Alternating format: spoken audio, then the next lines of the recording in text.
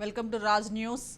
తెలుగు రాష్ట్రాల్లో తెలుగుదేశం పార్టీపై చంద్రబాబు ఫోకస్ పెట్టారు. ఏపీలో అధికారంలోకి రావడంతో తెలంగాణపై దృష్టి పెట్టారు. అక్కడ నూతన అధ్యక్షుడిని ఎంపిక చేయనున్నారు. ఇప్పటికే దీనికి సంబంధించిన కసరత్తును ప్రారంభించారు. ఏపీలో అధికారంలోకి వచ్చిన తర్వాత తెలుగుదేశం పార్టీ పొలిట్ బ్యూరో సమావేశం జరిగింది. ఉభయ రాష్ట్రాలకు చెందిన సభ్యులు పాల్గొన్నారు. 1995 నాటి సీఎంను చూస్తారని ఇటీవల కలెక్టర్ల సమావేశంలో చంద్రబాబు ప్రకటించారు. అదే విషయాన్ని పొలిట్ బ్యూరో సమావేశంలో సైతం చంద్రబాబు గుర్తు చేశారు. గతంలో సక్సెస్ అయిన జన్మభూమి కార్యక్రమాన్ని ప్రారంభిస్తున్నట్లుగా వెల్లడించారు. నామినేటెడ్ పదవులపై సైతం నిర్ణయం తీసుకున్నారు. ఏపీలో అధికారంలోకి వచ్చినందున తెలంగాణ విషయంలో ప్రత్యేక దృష్టి పెట్టాలని అక్కడి నేతలు చంద్రబాబును కోరారు. తిరుమల తిరుపతి దేవస్థానం బోర్డు సభ్యుల నియామకం విషయంలో సైతం తెలంగాణను పరిగణలోకి తీసుకోవాలని విజ్ఞప్తి చేశారు. దీనిపై చంద్రబాబు సానుకూలంగా స్పందించారు. గతంలో ఉమ్మడి రాష్ట్రంలో జన్మభూమి కార్యక్రమం విజయవంతమైన సంగతిని గుర్తు చేశారు. అభివృద్ధిలో ప్రజలను భాగస్వామ్యం చేసేందుకు ఈ కార్యక్రమం ఎంతగానో దోహదపడింది అన్నారు. ఎన్ఆర్ఐలు ప్రజలను భాగస్వామ్యులు చేయాల్సిందేనని తేల్చి చెప్పారు. త్వరలోనే మంత్రులతో చర్చించి జన్మభూమి కార్యక్రమం ప్రారంభం అమలుపై అధికారికంగా ఉత్తర్వులు జారీ చేయనున్నట్లుగా తెలుస్తోంది. 1995ను గుర్తుకు తెచ్చేలా పనిచేస్తారని స్పష్టం చేశారు చంద్రబాబు.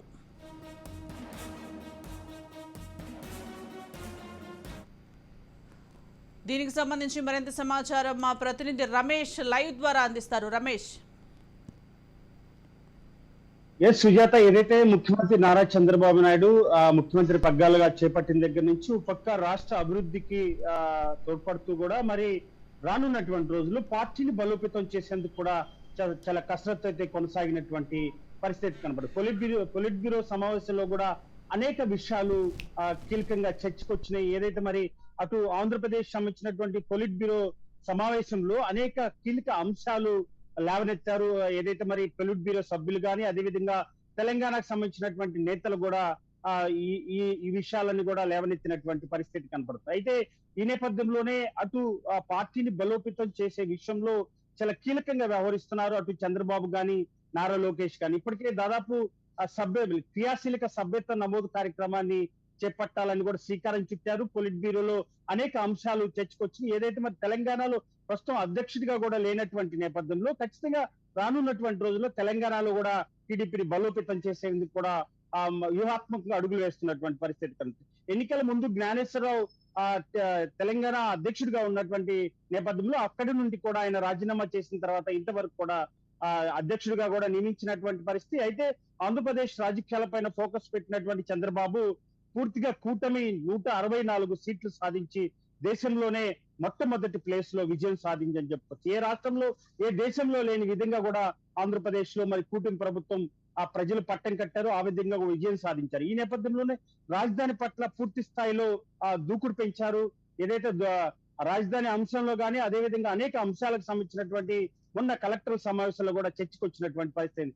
చంద్రబాబు నాయుడు మాట్లాడినటువంటి అంశాలు ఏదైతే జన్మభూమి కార్యక్రమాన్ని కూడా జన్మభూమి మన ఊరు కార్యక్రమానికి కూడా శ్రీకారం చుట్టారు. మొన్న కలెక్టర్ సమావేశంలో కూడా 95 లో ఆయన ముఖ్యమంత్రిగా ఉన్నటువంటి సమయంలో ఏ విధంగా చేశారు, మరి మరోసారి కూడా ఆ విధంగా వ్యవహరించాలంటూ కూడా ఆయన చెప్పినటువంటి పరిస్థితి కనపడుతుంది. అయితే కలెక్టర్లకి ఒక దిశానిర్దేశాన్ని ఇచ్చారు. కలెక్టర్ సమావేశంలో గతంలో ఆయన సీఎం గా చేసినటువంటి అనేక సంస్కరణలు గుర్తు తీసుకొచ్చారు. అదేవిధంగా ఉమ్మడి ఆంధ్రప్రదేశ్ ముఖ్యమంత్రిగా ఉన్నటువంటి సమయంలో చంద్రబాబు ఏ విధంగా చేశారు, అదేవిధంగా అనేక బిల్లులు పెట్టినటువంటి నేపథ్యంలో వాటన్నిటిని కూడా కలెక్టర్ గుర్తు చేశారు. ఆయా జిల్లాలకు సంబంధించినటువంటి ఎక్కడైతే అటు అభివృద్ధి కార్యక్రమం కానీ రోడ్లు వ్యవహారం కానీ అదేవిధంగా సంక్షేమ పథకాలకు ఎంత మేరకు ఆ జిల్లాకి అవసరం అవుతుంది కూడా ఒక ప్రణాళిక ప్రకారం ఒక ప్రాజెక్ట్ రూపంలో కూడా తయారు చేయాలన్నారు. అదేవిధంగా వైద్యానికి పెద్దపీట వేయాలంటూ కూడా మరి అటు కలెక్టర్లకు కానీ ఐఏపీఎస్లకు కూడా ఒక దిశానిర్దేశాలు ఇచ్చినటువంటి పరిస్థితి. అయితే శాంతి భద్రతల పైన కూడా చాలా చర్చ జరిగింది. రానున్నటువంటి రోజుల్లో శాంతి భద్రతల విషయంలో చాలా కఠినంగా వ్యవహరించాలి పోలీస్ అధికారులు కానీ కూడా అటు డీజీపీ తిరుమలరావు కూడా ఆదేశాలు అయితే జారీ చేసినటువంటి పరిస్థితి కనపడుతుంది. పొలిట్ బ్యూరో సమావేశంలో కీలక అంశాలు జన్మభూమి మన ఊరి కార్యక్రమానికి ప్రజల్లో తీసుకొస్తే రానున్నటువంటి రోజుల్లో గతంలో మరి జన్మభూమి ద్వారా కూడా ప్రజా సమస్యలు నేరుగా పరిష్కరించేటువంటి అవకాశం ఉంది. ఎందుకంటే ప్రతి గ్రామానికి అధికారులు వెళ్ళినప్పుడు ఖచ్చితంగా ఆయా సమస్యలు నేరుగా అధికారులు చెప్తే ఖచ్చితంగా పరిష్కరించేటువంటి అవకాశం ఉన్నటువంటి నేపథ్యంలో ఆదర్శిగా కూడా జన్మభూమి మనూరు కార్యక్రమానికి చంద్రబాబు శ్రీకారం చుడుతున్నారు. అదేవిధంగా ఈ గతంలో క్రియాశీలక సభ్యత్వానికి సంబంధించినటువంటి కార్యకర్తలకి కేవలం 2 లక్షల రూపాయలు ఇన్సూరెన్స్ బెనిఫిట్ ఉన్నటువంటి నేపథ్యంలో 2 లక్షల నుంచి ఎవరైతే సభ్యత్వం తీసుకుంటారో వారందరికీ కూడా 5 లక్షల రూపాయలు ఆ రిస్క్ పాలసీ, అదేవిధంగా అనారోగ్యం పాలైతే మాత్రం 50,000 రూపాయల కుటుంబానికి అందే విధంగా కూడా నారా లోకేష్ చర్యలు తీసుకుంటున్నారు. అయితే రానున్నటువంటి రోజుల్లో తెలుగు రెండు రాష్ట్రాల్లో కూడా పార్టీ బలోపేతమయ్యే విధంగా స్థానిక సమస్యల ఎన్నికలు ఎప్పుడు వచ్చినా గానీ ఖచ్చితంగా విజయం సాధించే విధంగా కూడా చంద్రబాబు నాయుడు అడుగులు వేస్తున్నారు. అదేవిధంగా మంత్రివర్గం కూడా ఎప్పటికప్పుడు సమావేశాలు ఏర్పాటు చేస్తున్నారు. ఎక్కడ ఏ రాష్ట్రంలో లేని విధంగా సంస్కరణలు తీసుకొచ్చే విధంగా మరి మొన్న నారాయణ కూడా రాజధాని అంశంలో ఇప్పటి వరకు దాదాపు 24,000 ఎకరాల్లో మరి చెట్లు మయంగా మారినటువంటి నేపథ్యంలో ఆ పనులకు కూడా శ్రీకారం చుట్టారు. మంత్రి నారాయణ దగ్గరుండి అధికారులు ఉరుకులు పెట్టిస్తున్నారు. ఏదైతే రాష్ట్రంలో పూర్తి స్థాయిలో 4 ఏళ్లలో రాజధాని అంశాన్ని పూర్తిగా నెరవేర్చే విధంగా సంక్షేమ పథకాలు సూపర్ 6 పథకాలు ఇచ్చినటువంటి కూటమి ప్రభుత్వం పథకాలు కూడా పూర్తి స్థాయిలో అందే విధంగా 1వ తారీఖే 4,000 పెన్షన్స్, వృద్ధాప్య పెన్షన్ కూడా ఇచ్చే విధంగా, అదే విధంగా వికలాంగులకు కానీ కిడ్నీ బాధితులకు కానీ ఏ ఒక్కరికి కూడా అటు ప్రజాప్రతినిధులు నేరుగా 1వ తారీఖు పెన్షన్ కార్యక్రమంలో పాల్గొవాలని రాష్ట్ర వ్యాప్తంగా 175 నియోజకవర్గాలకు సంబంధించినటువంటి ఇన్ఛార్జీలకు కానీ అటు ఎమ్మెల్యేలకు కూడా ఒక దశానిర్దేశాన్ని ఇచ్చినటువంటి నేపథ్యంలో ఖచ్చితంగా రానున్నటువంటి కేంద్ర సహకారంతో ఇప్పటికే రాజధానికి 15,000 కోట్లు మంజూరు చేసినటువంటి నేపథ్యంలో ఆదర్శగానే ముఖ్యమంత్రి చంద్రబాబు నాయుడు కానీ అటు రాష్ట్ర ఉప ముఖ్యమంత్రి పవన్ కళ్యాణ్ కూడా అడుగులు వేస్తున్నటువంటి పరిస్థితి కనపడుతుంది. అయితే మంత్రివర్గంలో కూడా అనేక అంశాలు కీలక చర్చకు వచ్చినాయి. ఆ గతంలో 2019 నుంచి 2024 వరకు జరిగినటువంటి అనేక అవినీతి కుంభకోణాలు కూడా బయటకు తీసుకొచ్చారు. ఇప్పటికే 4 శ్వేతపత్రాలు విడుదల చేశారు.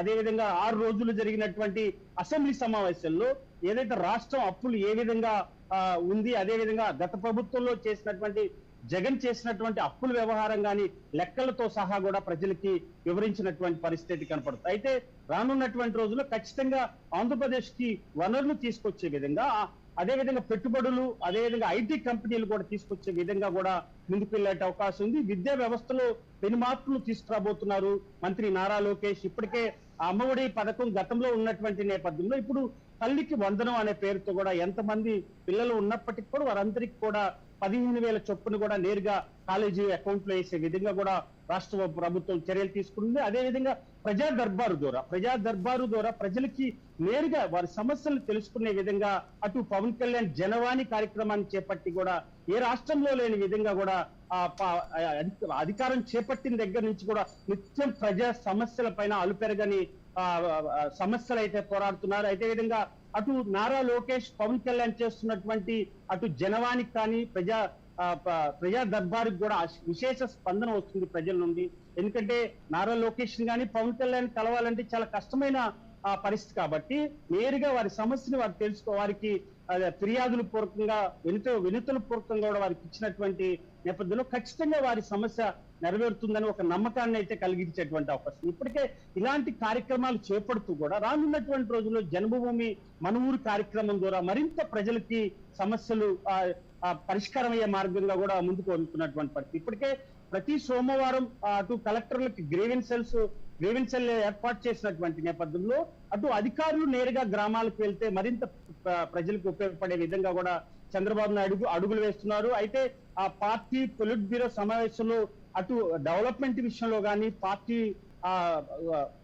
డెవలప్మెంట్ చేసే విధంలో కానీ అదేవిధంగా పార్టీ బలోపేతం చేసే విషయంలో కూడా అధినాయకులకు సంబంధించినటువంటి పొలిట్ బ్యూరో సంబంధించినటువంటి అటు తెలంగాణకు సంబంధించినటువంటి నేతలు కానీ అటు ఆంధ్రప్రదేశ్ సంబంధించినటువంటి నేతలు కూడా సలహాలు సూచనలు తీసుకున్నటువంటి నేపథ్యంలో రానున్నటువంటి రోజుల్లో తెలంగాణలో కూడా పార్టీని బలోపేతం చేసే విధంగా ముందుకెళ్తుంది. ఎందుకంటే ఇప్పటికే టీఆర్ఎస్ పూర్తిగా కూడా కనుమరుగైపోతున్నటువంటి నేపథ్యంలో మరింత టీడీపీ బలోపేతమయ్యే విధంగా అధ్యక్షుని నియమించిన తర్వాత కూడా అదేవిధంగా మరి టీటీడీకి సంబంధించి కూడా మరి టీటీడీలో కూడా చోటు కల్పించాలి, మండలిలో కూడా చోటు కల్పించాలని తెలంగాణ నేతలు మరి వాళ్ళు ప్రస్తావన ఇచ్చినటువంటి నేపథ్యం దానికి కూడా చంద్రబాబు చాలా సానుకూలంగా వ్యవహరించినట్టు తెలుస్తుంది. అయితే ఈ నేపథ్యంలోనే అటు క్రియాశీలక సభ్యత్వం నమోదు కార్యక్రమం వాట్సాప్ ద్వారాగా నేరుగా వాట్సాప్ ద్వారాగా అటు టీడీపీకి సంబంధించినటువంటి ఆ లింక్ ఐటీ డిపార్ట్మెంట్ కి సంబంధించిన లింక్ వచ్చింది. ఆ ద్వారాగానే వాట్సాప్ ద్వారాగా సెల్ఫ్ చేసుకునే విధంగా కూడా మరి సభ్యత్వ నమోదు చేసుకునే విధంగా కూడా రూపొందించారు. ప్రతి ఎవరైతే సభ్యత్వ నమోదు చేసుకున్నారో వారందరికీ కూడా 5 లక్షల రూపాయలు ఇన్సూరెన్స్ పాలసీ విధంగా, అదే విధంగా 50,000 రూపాయలు హెల్త్ కి అనారోగ్యం పాలైతే మాత్రం 50,000 రూపాయలు ఉండే విధంగా కూడా అటు పార్టీ చర్యలు తీసుకుంటుంది. ఏది ఏమైనా సుజాత రానున్నటువంటి రోజుల్లో ఆంధ్రప్రదేశ్ అటు రాజధాని డెవలప్మెంట్ కాకుండా అన్ని శాఖలు పూర్తిగా కూడా సమానంగా డెవలప్ అయ్యే విధంగా కూడా అధికారులకు ఇప్పటికే ఆదేశాలు అయితే జారీ చేశారు. రోడ్లు చాలా 5 సంవత్సరాలుగా కూడా రోడ్లు చాలా తీవ్ర స్థాయిలో మరి గుంటల మయంగా మారినటువంటి నేపథ్యంలో వాటిపైన కూడా కసరత్తు చేయాలని జిల్లా కలెక్టర్లకు ఇప్పటికే ఆదేశాలు జారీ చేసినటువంటి నేపథ్యంలో ఒక్కొక్కటిగా రాష్ట్ర ప్రభుత్వం కూటమి ప్రభుత్వం ఇచ్చినటువంటి హామీలు ఒక్కొక్కటిగా నెరవేర్చుకుంటూ కూడా ముందుకెళ్లేటువంటి అవకాశం అయితే కనబడుతుంది. Right, thank you Ramesh.